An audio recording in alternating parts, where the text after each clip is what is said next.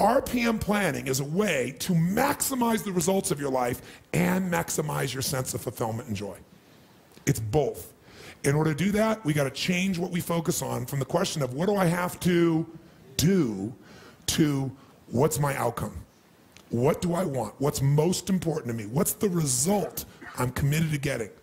That one change will change completely how you respond in your life, because it'll change you from focusing where everyone's demanding your attention or what you're afraid of or what might give you pleasure in the moment to what's most important to you. And those, by the way, are the three things that get our focus. If we don't discipline ourselves, what gets our focus? Something we're afraid of, something will give us pain. What's the second thing that gets our focus if we don't pay attention? Something will give us pleasure. It's like, you know what, I'm so stressed out. Oh, that chocolate's looking good. Oh, that, you know, I'm gonna go over to have my little coffee, you know, my smoke a mocha doka, cream this thing and that thing, and I'm gonna escape for a few moments. Because the focus is how to feel good. How to not feel bad, how to feel good. What's the third thing that gets your focus? Other people's demands. It's not necessarily there are more demands, it's just that we're accessible to more demands. And if you don't know what you want, and you don't know why it's a must for you to achieve it, and you don't have a plan, I can promise you something. You're gonna fit in everybody else's plan. And you're gonna wonder why you're stressed. And you're gonna wonder why I'm not fulfilled. What is time? How do you know when it's a long time, or how do you know when it's a short time? It's not because it's 10 minutes or 10 hours. How many have been in 10 hours and time flew because you loved what you're doing, didn't have any sense of time whatsoever? How many have had that experience? Say aye. How many have had 10 minutes feel like 10 years you want to kill somebody to get out of the situation? So what is time? Time is emotion. Got to remember that time is emotion. What you're really managing is emotion. Another word for that would be meaning or fulfillment. Focus is power, but you got to take it.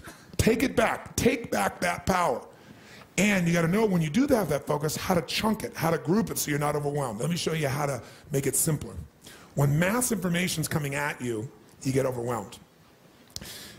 Most of us are great deletion creatures. We delete most of life. Right now, there are millions of things around you could be focusing on, thinking about, giving meanings to, making decisions about what to do. Millions.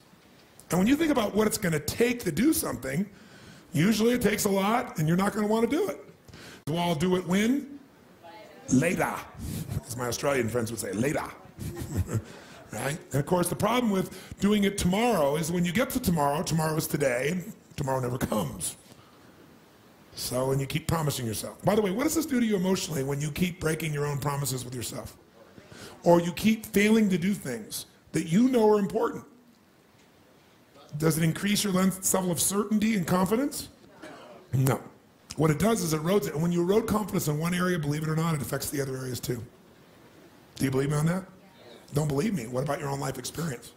Maybe not one area, but it starts to be multiple areas, it sure does. Another reason why somebody doesn't exercise or do anything is because they don't just chunk it too big, they chunk it in too many details. So remember this. Remember this. Change is never a matter of ability. It's always a matter of motivation. I'll say that again. Change is never a matter of ability. It's always a matter of motivation or drive, having strong enough reasons. If you got a strong enough reason, you could figure out the time, couldn't you?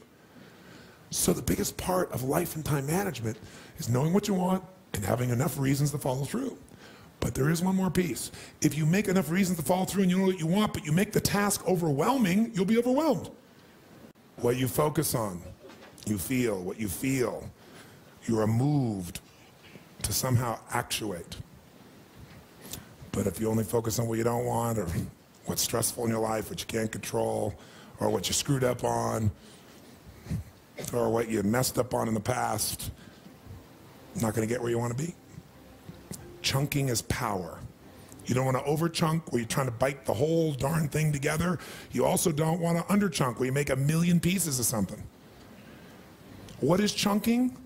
It's taking all that's coming at you and putting it into idealized size groups that your mind can handle. See, science has proven the human brain, consciously, we can only handle what they call 7 ± 2 chunks of information. It's a term that they describe in science, that human beings can only handle 7 ± 2 chunks of information at one time.